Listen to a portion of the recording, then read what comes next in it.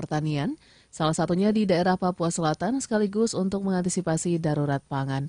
Menteri Pertanian Andi Amran Sulaiman memastikan perkembangan produksi tanaman padi dan jagung pada tahun ini berjalan dengan sangat baik. Hal itu karena pemerintah terus melakukan pengairan sawah di pulau dan luar Pulau Jawa dengan menggunakan pompa air. Duta Besar Republik Indonesia untuk Singapura, Suryo Pratomo, mengatakan sejumlah produk busana berkelanjutan asal Indonesia menembus pasar Singapura melalui pameran yang bertajuk Indonesia in SG, New Horizon of Sustainable Indonesia di Takashimaya Square, tepatnya di Singapura. Ia mengatakan KBRI Singapura senantiasa berusaha untuk dapat membawa produk-produk kelas atas dari Indonesia ke Singapura sehingga dapat meningkatkan kontribusi terhadap PDB. Anda tengah menyimak Jurnal 9 dari Radio Smart FM.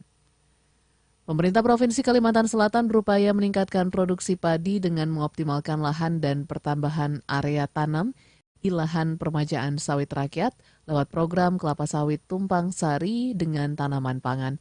Kepala Dinas Perkebunan dan Peternakan Provinsi Kalsel Suparmi menyebutkan program unggulan ini sebagai langkah nyata dan upaya pemerintah daerah menyiapkan Provinsi Kalsel sebagai gerbang pangan di Kalimantan, khususnya di ibu kota Nusantara.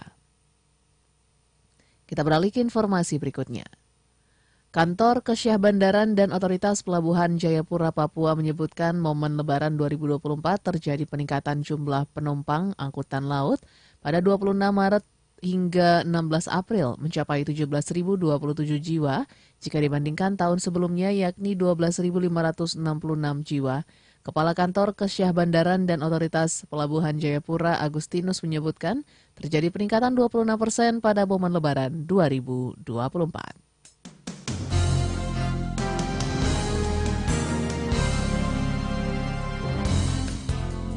Demikian Jurnal 9. Nantikan kembali OJK informasi aktual berikutnya juga ternyata 1 jam mendatang. Jadi Otoritas Jasa Keuangan menyatakan akan pindah secara bertahap ke ibu kota negara Nusantara. Wakil Ketua Dewan Komisioner OJK Mirza Aditya Swara menyampaikan perpindahan ke IKN Nusantara sudah sesuai dengan undang-undang. Dan Mirza mengatakan Undang-Undang OJK tahun 2011 menetapkan bahwa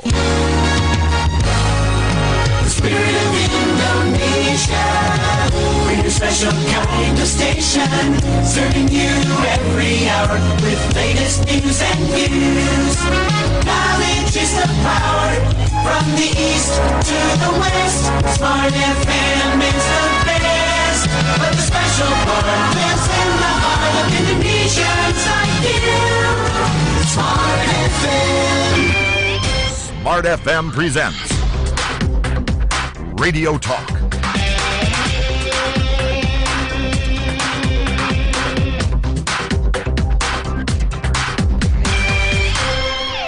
Halo, hai dan selamat pagi Smart Listener, kembali saya Arya hadir menemani Anda di Smart Radio Talk di kesempatan hari Kamis 18 April 2024. Ini hari ketiga trilogi ya talk show hari ini. Dengan 2 hari sebelumnya, mungkin kalau kita ulas di belakang, di tanggal 16 kita sudah membahas tentang hak kekayaan intelektual. Kemarin kita sudah juga mengulas tentang indikasi geografis. Dan hari ini kita akan membahas terkait dengan merek ya. Ini mengacu dari Undang-Undang Nomor 20 tahun 2016 ya. Ya, benar tentunya. Oke. Dan di studio kita Smart Listener sudah hadir. Ada Mbak Fitri Asnita, penyuluh hukum ahli muda pada Kanwil Kementerian Hukum dan HAM Provinsi Sumatera Selatan. Ya, benar. Selamat pagi, apa kabar Mbak Fitri? Alhamdulillah baik, alhamdulillah Mas. Iya, sudah pernah kemarin kesini ya, kita ngobrol ya. Udah kedua kalinya nih. Iya. Mudah-mudahan lebih lepas sekarang ya. Iya, benar. Oke, ngomong tentang merek nih tentunya sering kali kita temui ya, mungkin lewat gambar, lewat tulisan, mungkin juga lewat video ya. Dan mungkin sedikit review barangkali untuk pendengar kita. Katanya tanggal 26 April ini diperingati sebagai Hari Hak Kekayaan Intelektual Internasional ya. Jadi Saya sapa dulu ya. Iya. Oke, pendengar setia Smart FM yang berbahagia. Jadi hari ini kita akan mengkhususkan tentang merek, salah satu bagian dari hak kekayaan intelektual. Jadi dalam rangka memperingati Hari Kekayaan Intelektual Sedunia, jatuhnya di tanggal 26 April 2024. Kita mengusung tema tahun ini yaitu kekayaan intelektual. Tujuan pembangunan berkelanjutan, membangun masa depan dengan inovasi dan kreativitas. Gitu, Mas. Seperti itu. Boleh. Kalau sebelum kita ngobrol tentang detail terkait merek dan teman-temannya, ya, mungkin ada merek, ada logo, gitu ya. Kita mungkin di awal definisi merek dulu nih, Mbak Fitri, supaya pendengar kita lebihnya katakan seperti itu. Silakan. Ya. Sebenarnya merek ini udah istilah umum ya. Mereknya ini, mereknya itu. Tapi kalau menurut istilah undang-undang, kita kembali lagi ke undang-undang. Undang-undangnya ini dilindungi oleh Undang-Undang Nomor 20 Tahun 2016 tentang merek dan indikasi geografis. Di pasalnya, pasal 1 ayat 1 menerangkan bahwa merek adalah tanda yang dapat ditampilkan secara grafis berupa gambar, logo yang kata Mas tadi, nama, kata, huruf, angka, susunan warna, baik itu dalam bentuk 2 dimensi maupun 3 dimensi, suara, hologram ataupun kombinasinya, misalnya warna dengan huruf atau suara dengan huruf, gitu. Yang tujuannya itu untuk membedakan barang atau jasa yang diproduksi oleh orang, seseorang, kelompok orang atau lembaga dengan barang yang diproduksi oleh orang lain, gitu. Tujuannya seperti itu. Jadi merek itu harus memenuhi 3 syarat. Yang pertama, 3 syaratnya. Jadi tanda dapat dipresentasikan secara grafis, bukan dalam imajinasi. Bukan hayalan, harus digambarkan. Memiliki daya pembeda harus itu. Karena nggak boleh sama merek satu dengan merek lain ya. Terus untuk digunakan dalam kegiatan perdagangan, tujuannya seperti itu. Itu sesuai dengan Undang-Undang Nomor 20 Tahun 2016 ya. Jadi harus punya kriteria tertentu. Siap. Nah, kalau merek di awal disebutkan tentang kriterianya. Kalau jenis-jenisnya kan banyak nih. Merek. Gimana nih, Mbak? Jadi pemerintah untuk memudahkan masyarakat membagi merek itu menjadi 2. Jadi ada merek dagang dan merek jasa. Udah terpikir nih? Dagang sama jasa. Jadi kalau merek dagang itu digunakan pada barang yang diproduksi. Jadi oleh seseorang, kembali lagi oleh kelompok orang bisa, kemudian oleh lembaga juga bisa, untuk membedakan nih antara barang yang diproduksinya dengan barang yang diproduksi oleh orang lain ya. Nah, kalau jasa sama seperti barang juga. Jadi jasa itu yang diperdagangkan oleh seseorang. Membedakan antara yang diperdagangkan oleh seseorang dengan orang lain, seperti itu. Jadi ada 2 merek, ada 2 jenis merek, yaitu dagang dan jasa, gitu. Dagang dan jasa. Contohnya gini nih. Contohnya, kalau dagang, misalnya merek roti, Sari Roti, gitu. Kalau jasa, contohnya merek hotel Exelton. Gitu. Jadi yang dijual ya, satu bentuknya barang, satu bentuknya jasa. Siap. Jadi dengan ada kejelasan tersebut, mudah-mudahan di kemudian hari tidak menimbulkan perselisihan, sengketa. Siap. Nah, dengan adanya atau pemakaian merek seperti itu, kira-kira fungsinya buat apa nih selain mengenalkan tanda pengenal, katakanlah seperti itu merek tersebut, Mbak Fit? Jadi fungsinya ini banyak ke fungsi dari segi ekonomisnya, ya kan, sebagai nilai jual. Yang pertama itu tanda pengenal produk, ya kan.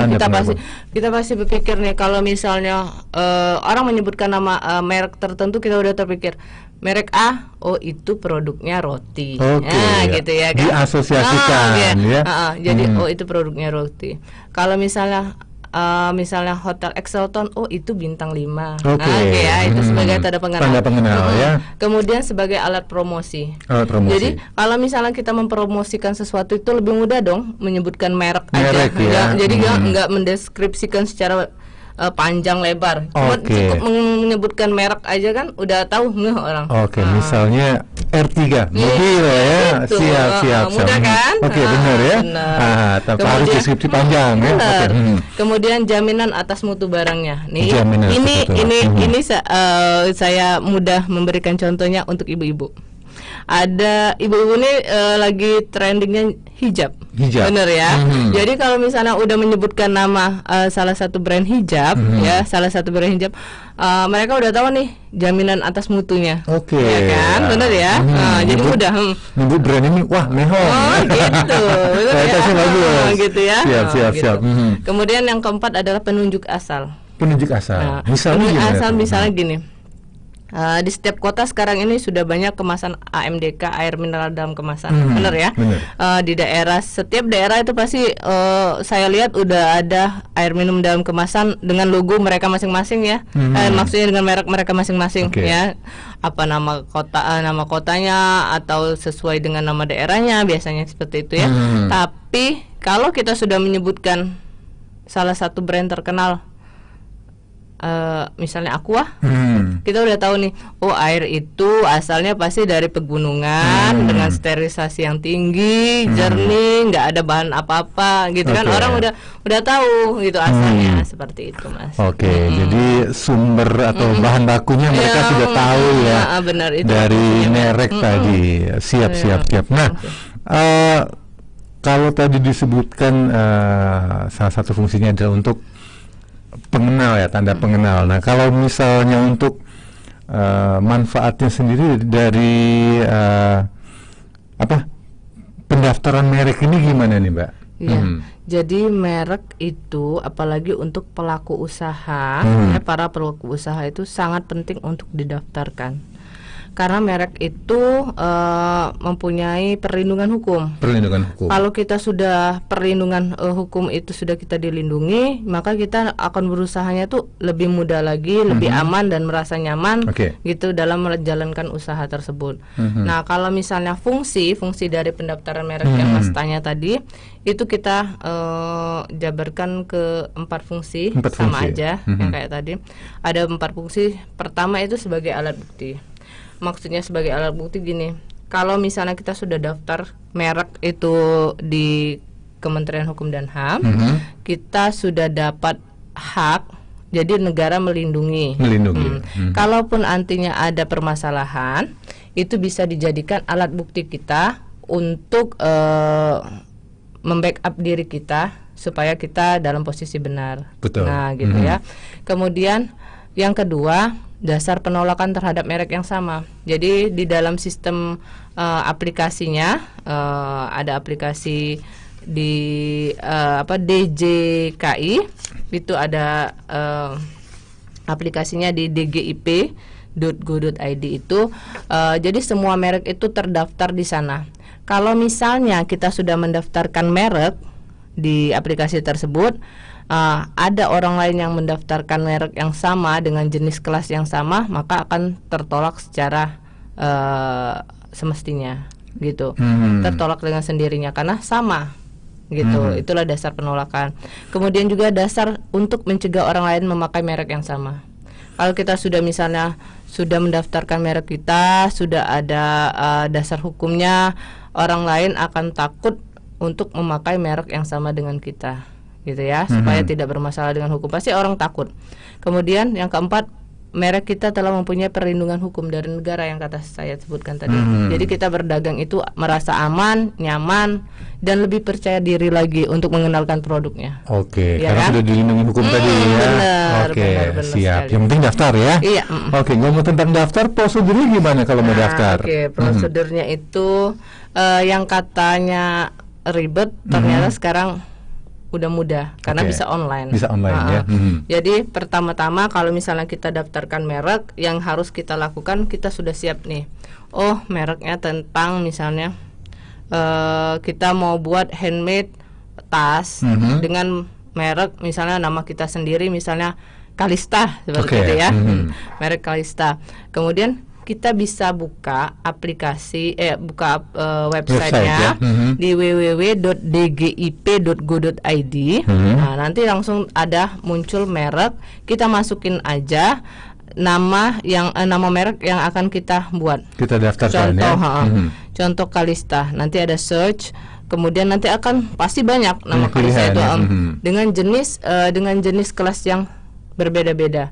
Maksudnya kelas ini nanti ada Mas.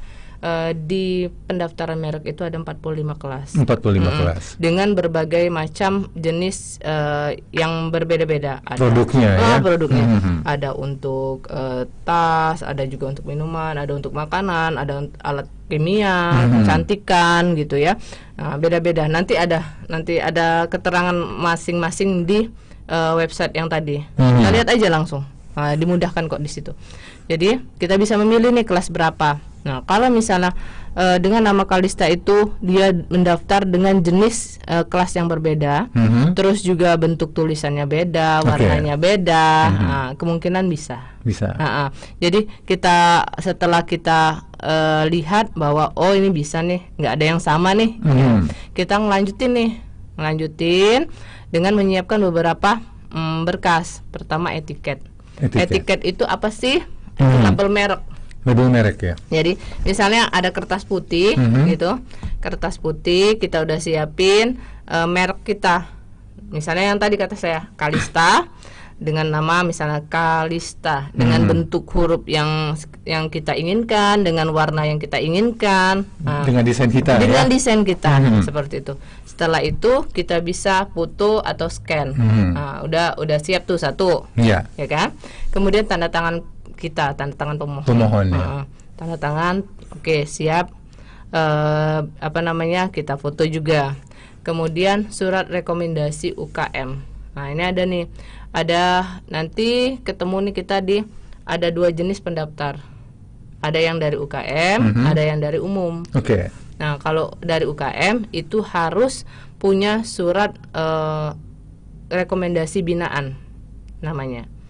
Bisa di-download di website tersebut ya. Kemudian ada juga surat pernyataan UMKM bermaterai untuk pemohon usaha mikro dan usaha kecil. Gitu. Nah, setelah itu banyak stepnya ya. Iya, sebenarnya ya step ini udah banyak ada petunjuknya di website tersebut, atau bisa kita lihat YouTube tentang langkah-langkah pendaftaran merek. Tutorialnya ada ya. Siap. Jadi saya melisankannya saja. Kalau misalnya kurang mengerti bisa datang ke kantor wilayah ataupun bisa nonton tutorial YouTube tersebut. Jadi setelah persiapan tersebut kita buat akun nih Mas. Buat akun dulu ya. Buat akun pun mudah. Biasanya Gen Z ya, apalagi Gen Z itu udah biasa. Kalau misalnya kalau udah biasa mau buat satu pendaftaran, biasanya buat akun terlebih dahulu. Setelah buat akun itu akunnya mudah kok. Ada KTP, nama, email, dan email itu harus yang valid ya. Valid. Karena nanti ada pemberitahuan dari pusat terkait step-step yang telah dilewati. Kalaupun ada penolakan nanti dari email itu. Ada konfirmasi. Seperti itu ya. Jadi sudah buat akun nanti masuklah ke websitenya https merek.dgip.go.id. Kemudian nanti kita ada pilih permohonan online yang di atas, ada permohonan online. Kemudian yang kedua, masukkan data pemohon seperti biasa, data nama, kemudian tempat tanggal lahir, seperti itu, seperti biasa pada umumnya. Kemudian diisi juga masukkan data merek, kemudian masukkan data kelas yang saya bilang tadi Mas. Jadi ada nanti klik tambah di atasnya itu, tambah, diklik. Nah, misalnya Kalista, kita pilih nih kelas berapa nih, produknya apa. Misalnya kita handmade tas tadi, kita pilih produk nomor 18 misalnya. Nah, kita klik nih 18. Kemudian lalu udah itu aja, nanti ada keluar buat billing katanya. Nah, kita klik, nanti ada token yang harus kita bayar. Bisa dibayar itu di di ATM bisa, di aplikasi Tokopedia pun bisa. Nah, setelah itu udah selesai. Nanti ada prosesnya. Kita bisa juga mencetak list permohonan untuk tanda terima itu. Gitu. Oke. Kalau untuk prosesnya itu untuk pendaftaran online biasanya berapa lama sih? Akhirnya katakan oleh admin diproses itu. Di prosesnya bisa sampai, kalau menurut Undang-Undang Nomor 20 Tahun 2016 itu bisa 12 bulan sampai 18 bulan. Oke, gitu. Siap. Sembari itu kita nyiapin dokumen lengkap ya. Enggak, kita ngelihat email terus nih. Ngecek email terus ya. Apabila misalnya ada kekurangan data ataupun ada penolakannya seperti apa, bisa kita lakukan perubahan. Oke, bisa banding lah katakan seperti itu ya. Oke, smart listener. Untuk pendaftaran mungkin sudah clear ya, sudah jelas ya, karena mungkin Anda bisa langsung klik di websitenya di merek.dgip.go.id di situ. Nanti keterangannya lengkap. Kalau misalnya masih bingung juga, tutorialnya ada ya. Tutorialnya ada. Oke lah, Mbak Fitri, kita break dulu ya. Siap. Dan kami ingatkan untuk Anda smart listener, untuk Anda yang ingin bergabung silakan nanti bisa mengirimkan WhatsApp PP-nya ke 0811 780 1018. Dan hari ini kita membahas terkait dengan Undang-Undang Nomor 20 Tahun 2016 tentang merek ya. Indikasi geografis dan merek. Iya. Oke lah. Kami akan kembali lagi smart listener, tapi sebelumnya kita simak dulu ada commercial break berikut ini untuk Anda.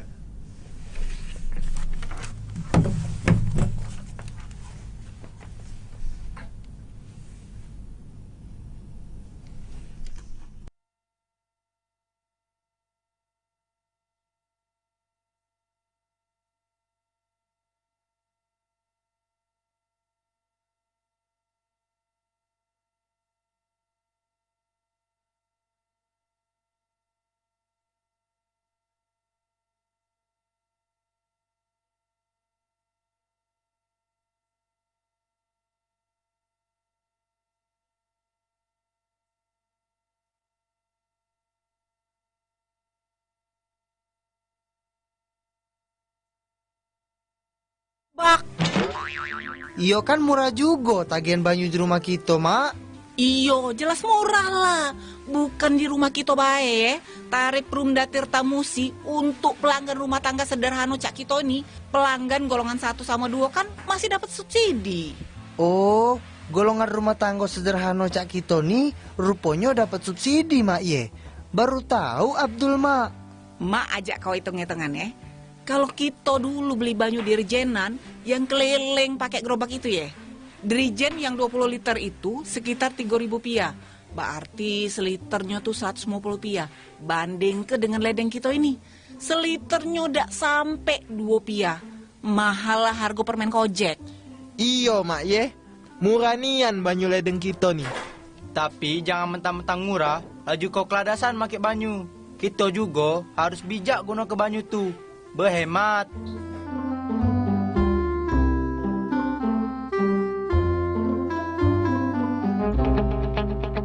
Jangan lewatkan kesempatan emas untuk memiliki rumah impian Anda di tahun 2024.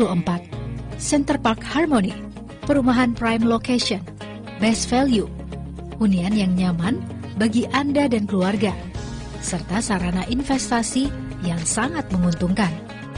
Dengan keseimbangan ruang terbuka menjadi daya tarik tersendiri bagi Anda. Center Park Harmony saat ini memasarkan 490 unit rumah dengan desain Skandinavian berkonsep modern minimalis. Tersedia tipe rumah 38, 45, townhouse 68 dengan harga yang terjangkau, mulai dari 400 jutaan. Anda sudah bisa memiliki rumah semewah ini. Booking fee 5 juta plus angsuran KPR 3 jutaan per bulan. Dapatkan free instalasi listrik, air pump, PBG, AJB, BBN, BPHTB, serta sertifikat hak milik sudah pecah. 7 bulan rumah sudah siap huni. Tak hanya itu, Center Park Harmony sudah dilengkapi musola, clubhouse, jogging track, taman bermain, dan lapangan olahraga. berlokasi strategis di jantung alang-alang lebar, dekat dengan akses transportasi umum, rumah sakit, sekolah, pasar, serta bandara.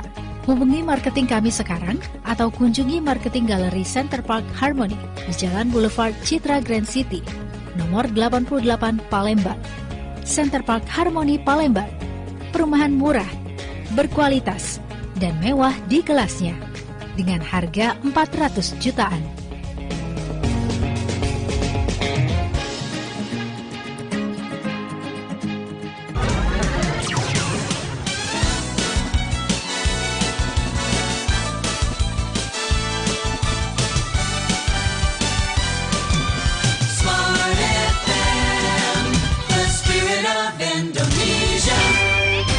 Smart FM presents Radio Talk.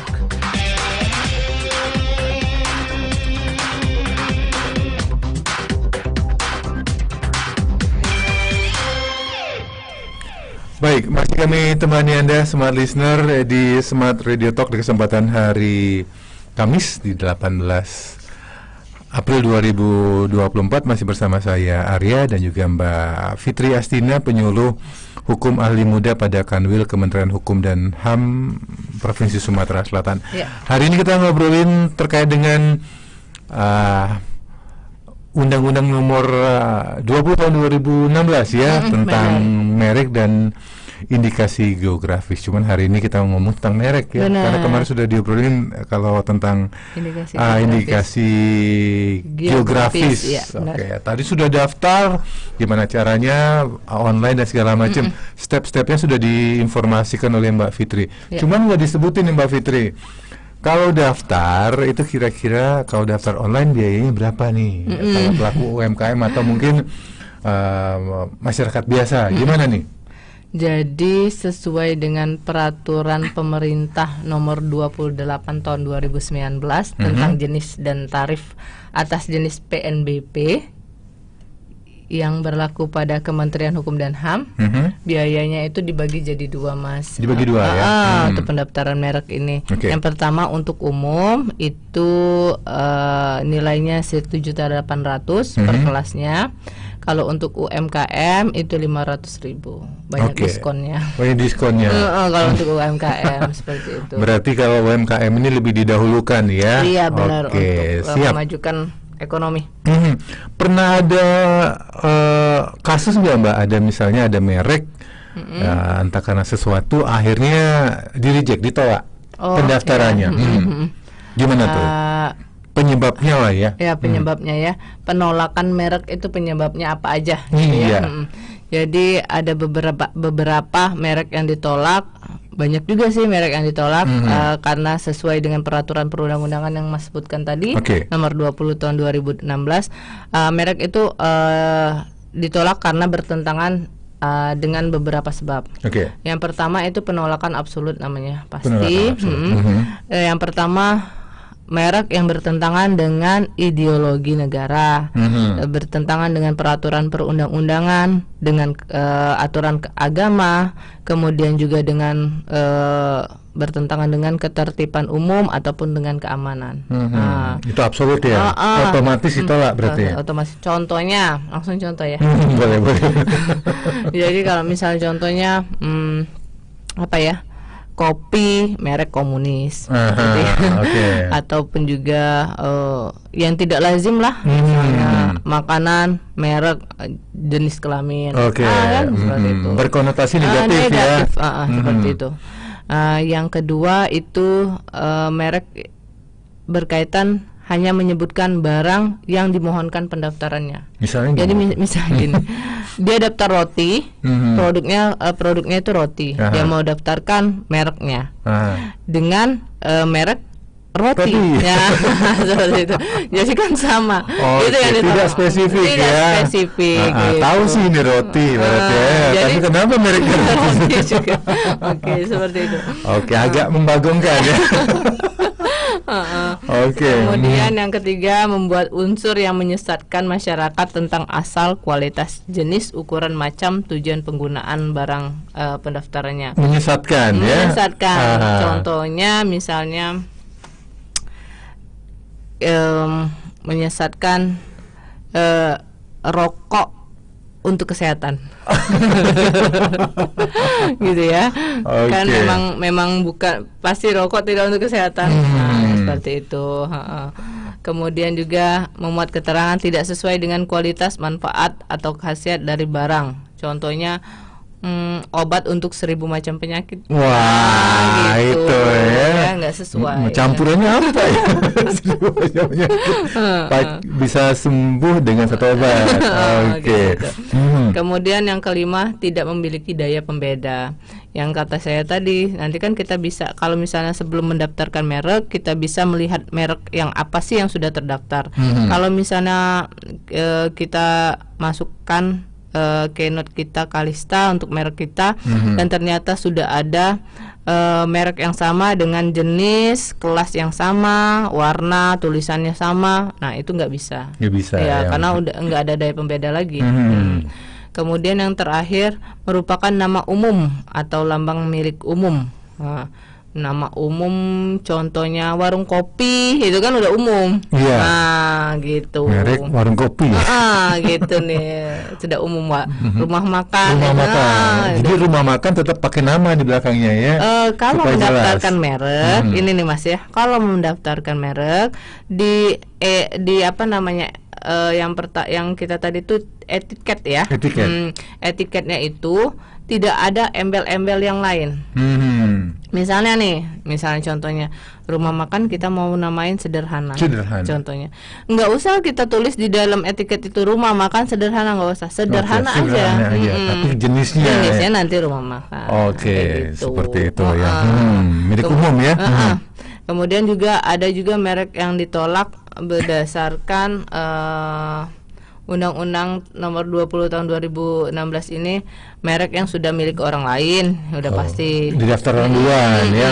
Kemudian merek terkenal pihak lain, contohnya misalnya walaupun kita menyerupai tapi merek itu terkenal, contohnya misalnya Adidas. Kita bikin merek Adinda. Enggak juga sih. Misalnya Adidas, kita Adidas kan sepatu nih, keluarannya sepatu untuk alat-alat olahraga. Kita daftarinnya untuk jenisnya komputer, misalnya alat-alat komputer.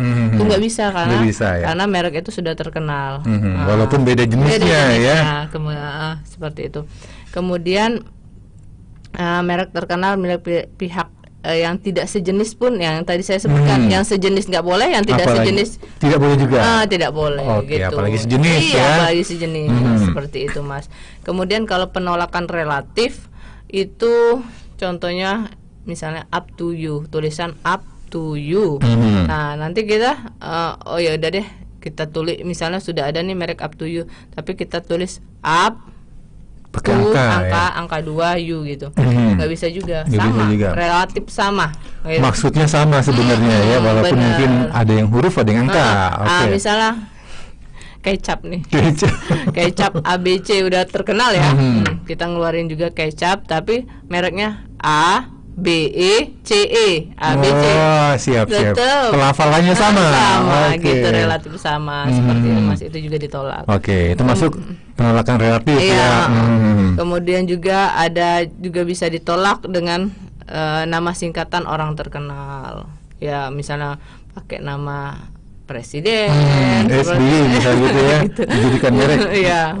Penolakannya relatif ya. Kemudian juga pakai nama negara, bendera, seperti itu, lambang, simbol, itu simbol negara juga penolakan.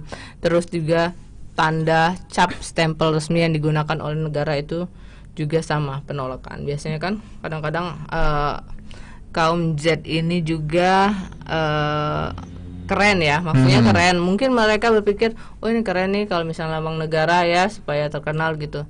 Tapi itu salah satu dasar penolakan dari DJKI. Menyerupai ya seperti itu. Gitu. Siap. Nah, kalau tadi di awal disebutkan bahwa untuk proses plus minus 12 bulan sampai 1,5 tahun lah katanya. Nah, untuk masa berlaku setelah akhirnya merek tersebut didaftarkan dan disahkan oleh undang-undang, itu masa berlakunya berapa lama nih Mbak Fit? Jadi masa berlaku merek yang kita daftarkan itu ada masa berlakunya sesuai dengan peraturan perundang-undangan. Masa berlakunya itu 10 tahun Mas. 10 tahun. Jadi kalau kita sudah daftarkan, kita mempunyai hak atas merek tersebut selama 10 tahun. Nanti kita bisa daftarkan ulang. Daftarkan ulang, bukan diperpanjang ya? Iya, diperpanjang bisa untuk 10 tahun selanjutnya, seperti itu. Untuk seperti itu. Untuk prosedurnya sama seperti mendaftar kembali atau gimana nih? Sama ya. Iya. Gitu. Jadi harus menunggu lagi. Tapi biasanya lebih cepat karena sudah ada datanya ya. Gitu. Siap. Nah, terkait dengan perlindungan, kalau misalnya sudah ada merek yang didaftarkan, tapi di kemudian hari ada pihak yang menggunakan atau memakai atau mungkin katakanlah mencuri, plagiat. Gimana nih perlindungan hukum terhadap mereka yang sudah daftar tadi, Mbak Fit? Itu. Jadi fungsinya pendaftaran merek tadi ada perlindungan hukum, Mas. Nah, kalau misalnya kita sudah daftar merek, otomatis negara akan melindungi kita dari perbuatan yang negatif yang dilakukan oleh orang lain. Salah satunya adalah mencuri merek kita. Nah, kalau misalnya nih ada seseorang yang mencuri merek yang kita sudah daftarkan, kita tahu apa sih langkah-langkah yang harus kita lakukan. Pertama, kita harus menyiapkan barang bukti dulu. Menyiapkan barang bukti, contohnya misalnya kita foto barang yang mereka jual dengan merek yang sama dengan kita, kemudian juga kita foto misalnya mereka jual di toko online, kita bisa screenshot gitu kan. Setelah itu, kalaupun kita sudah ada data ownernya, kita bisa hubungi secara baik-baik dulu. Itu. Kemudian kalau misalnya tidak bisa, kita lanjutkan dengan somasi. Kemudian misalnya bisa mediasi, kita mediasi. Tetapi kalau tidak bisa dilakukan dengan 2 tahap yang tadi, kita bisa lakukan ke jalur hukum. Biasanya ini perdata, Mas. Jadi kalau menurut Undang-Undang Nomor 20 Tahun 2016 itu di pasal 100 sampai 102 menyatakan bahwa apabila penggunaan merek orang lain yang tidak berwenang itu bisa diancam dengan hukuman 5 tahun pidana penjara atau denda paling banyak 2 miliar. Walaupun perdata, tapi tetap juga nanti ada pidana penjara ya. Iya, benar. Siap. Lah, kita coba dulu kita bacakan ya. Ada pertanyaan ya? Kita bacakan pertanyaan dari smart listener yang sudah mengirimkan pesan ke WhatsApp kita di 0811 780 1018. Dari Bapak Junaidi di Mayorzen, bagaimana bila ada sengketa penggunaan merek? Apakah berakhir di pengadilan atau cukup dimediasi saja? Seperti di awal tadi ya. Gitu. Pak Junaidi, silakan sedikit mungkin direspon. Iya, benar. Jadi yang pertama yang kita lakukan itu melalui jalur kekeluargaan ya. Gitu. Jadi kita memberitahukan secara baik-baik dulu, bertemu secara baik-baik. Mungkin mereka juga tidak tahu kan tentang keberadaannya. Kemudian apabila kita tidak bisa ditempuh dengan cara baik-baik, kita bisa kasih somasi. Kalaupun tidak bisa dimediasi, kita bisa laporkan melalui jalur hukum seperti itu. Tetaplah mengedepankan kekeluargaan Indonesia ya gitu ya. Mediasi dulu, somasi, nanti baru berlanjut ke proses selanjutnya. Dari 08153880 dari Bu Yuni di kampus. Apakah merek bisa dipindah tangankan atau dijual ke pihak lain? Benar. Bisa ya? Karena itu hak eksklusif. Gitu. Jadi hak eksklusif itu makanya tadi merek itu pendaftarannya lama, 12 sampai 18 bulan karena ada verifikasi data yang beberapa tahap. Karena terkait dengan hak eksklusif yang diberikan oleh negara kepada seseorang. Jadi merek itu bisa diperjualbelikan. Oleh karena itu harus memang dicek dengan benar. Seperti itu. Apakah nunggu habis 10 tahun dulu atau gimana nih? Enggak. Di dalam 10 tahun itu. Oke, dalam 10 tahun tersebut bisa diperjualbelikan. Benar. Tapi dengan catatan nggak nih, tidak merubah atau biasanya mempengaruhi deskripsi katakan seperti itu ya? Karena kalau ada perubahan tidak bertanggung jawab negara. Oke, jadi kalau misalnya didaftarkan kelasnya kosmetik, kosmetik ya, oke, bukan air mineral ya.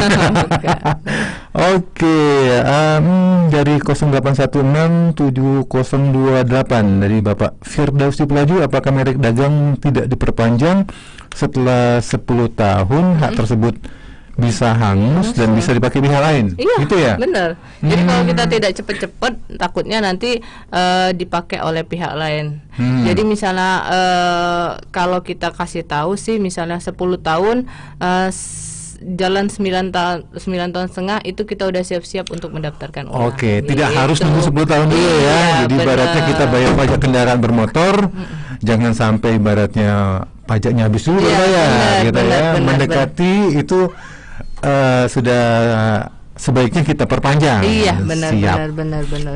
Dari Bapak Johan di Bekasi Raya, 0822-745.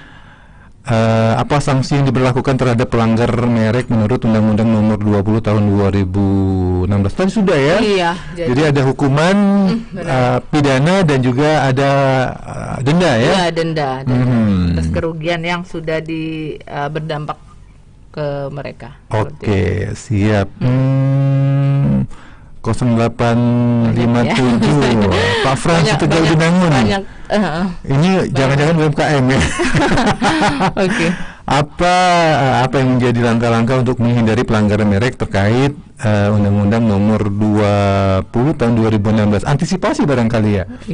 Apa nih harusnya, mungkin UMKM atau mungkin pribadi siapkan, jangan sampai kalau UMKM ini diberikan kemudahan dari pemerintah. Yang saya jawab itu harus didaftarkan mereknya untuk dilindungi kan. Jadi kalau untuk khusus UMKM itu diberikan kemudahan oleh pemerintah dengan ada potongan biaya sebesar 500.000. Nah, itu yang dimudahkan gitu. Oke, untuk UMKM ya. Jadi harus memang merek itu didaftarkan supaya terlindungi dan merasa aman gitu. Siap. Satu lagi, dua lagi nih sebenarnya dari Bu Rena di Kalidoni. Apakah ada rentang waktu bagi permohonan pendaftaran merek yang ditolak? Oh, mungkin ada misalnya merek ditolak. Apakah misalnya bisa ada revisi, perbaikan dan segala macam? Bisa. Okay.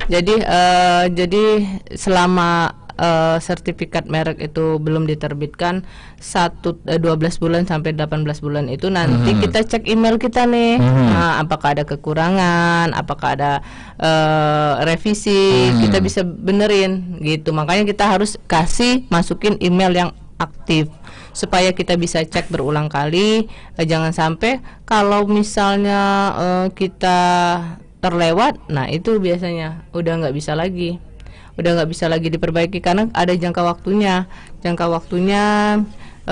kalau nggak salah 30 hari dari email yang diberikan seperti itu. Oke, bisa nggak nih Mbak Fit, kalau misalnya merek itu sudah diterbitkan, sudah terdaftar, pemegang merek tersebut meminta atau melakukan revisi, katakanlah misalnya mereknya X, jenisnya misalnya minuman, tiba-tiba ingin direvisi menjadi minuman berenergi.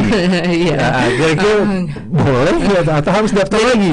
Harus. Jadi gini, setiap perubahan baik itu mayor ataupun minor, itu negara tidak bertanggung jawab lagi atas perubahan yang telah kita daftarkan. Seperti itu. Jadi kalaupun misalnya ada perubahan ya kita harus daftar ulang. Gitu. Jadi untuk mendapatkan perlindungan karena yang negara lindungi yang didaftarkan pertama kali dengan jenis, warna, bentuk yang pertama kita daftarkan. Kalau misalnya ada perubahan yang kata saya tadi, walaupun kecil ataupun besar, itu harus tetap didaftarkan ulang. Satu lagi nih dari Pak Herman di Silabranti. Kenapa ada perbedaan antara biaya pendaftaran umum dan UMKM? Jadi ya itu tadi, pemerintah saat ini sangat mendukung UMKM. Pemerintah kita saat ini sangat mendukung UMKM untuk kemajuan perekonomian rakyat kecil. Jadi kalau umum itu biayanya 1.800.000, kalau UMKM itu biayanya 500 dengan ada syarat yang kata saya tadi, syarat keterangan surat keterangan dari binaan, dari binaan itu, surat keterangan itu dikeluarkan oleh 4 dinas. Bisa kita minta di dinas koperasi, dinas pariwisata, perindustrian, perdagangan. Gitu. Jadi mungkin harganya lebih, dalam tanda kutip, agak lebih murah karena harus ngurus 4 surat keterangan tadi ya. Ya. Dan mereka mengakui bahwa UMKM yang kita lakukan itu binaan mereka. Betul. Gitu. Ya, Kita harus jadi binaan mereka dulu baru bisa keluar surat itu. Oke, siap Mbak Fit, kita break lagi ya. Dan Smart Listener, kami akan kembali lagi di perbincangan hari ini. Tapi sebelumnya seperti biasa ya, kita simak dulu ada komersial break berikut ini untuk Anda. Iya. Banyak nih pertanyaannya.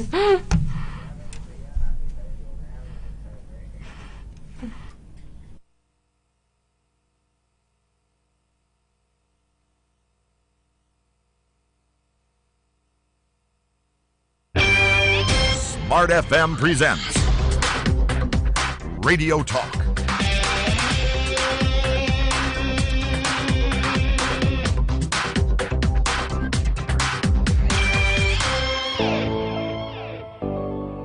Smart Happiness adalah program talk show yang menghadirkan tema kebahagiaan, di mana kebahagiaan merupakan hak setiap manusia, karena apalah arti dari semua yang dimiliki jika hati tak pernah merasakan tenang dan bahagia di dalamnya.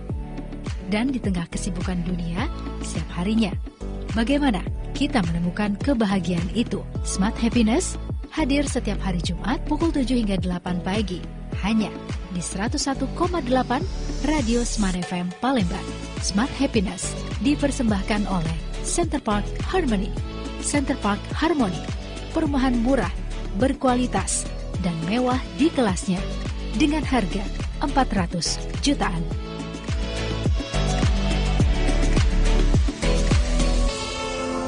Center Park Harmony, perumahan murah, berkualitas, dan mewah di kelasnya, dengan harga 400 juta.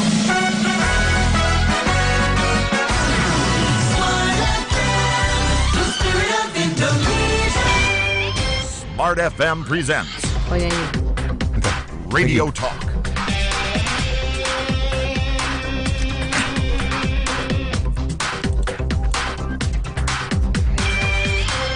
Baik, Smart Listener, masih kami temani Anda di Smart Radio Talk hari ini, dan kita di sesi terakhir terkait dengan materi kita hari ini ya, Undang-Undang Nomor 20 Tahun 2016 tentang merek dan indikasi geografis. Yeah.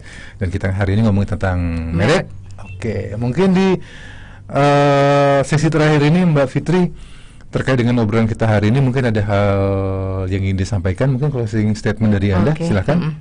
Jadi saya mengucapkan terima kasih nih untuk Radio Smart FM dan para pendengarnya. Kami sangat senang sekali dapat memberikan informasi tentang kekayaan intelektual, salah satunya yaitu merek, tentang pendaftaran dan fungsinya.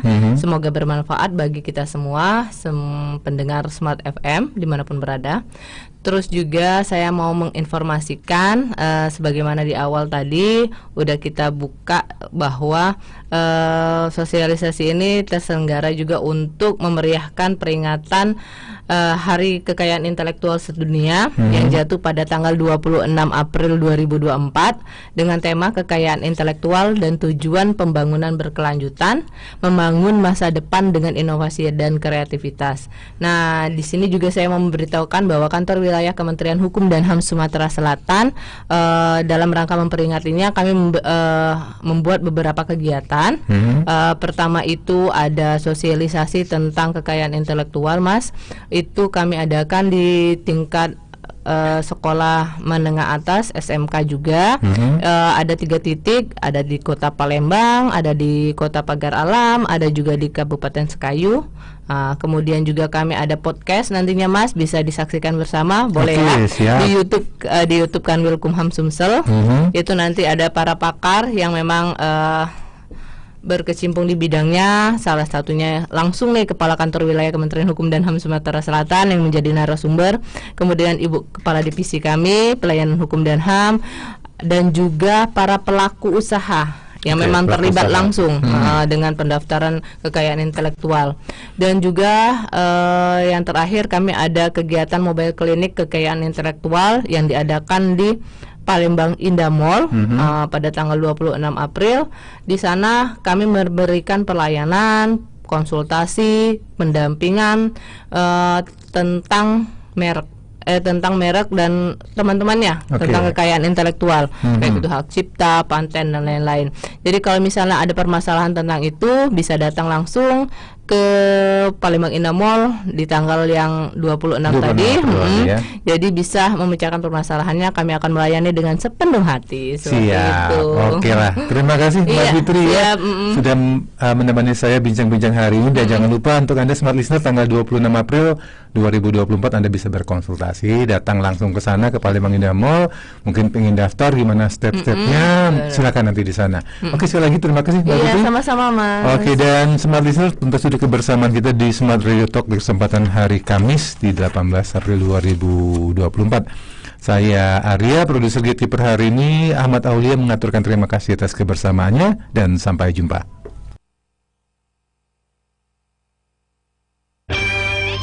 Smart FM presents Radio Talk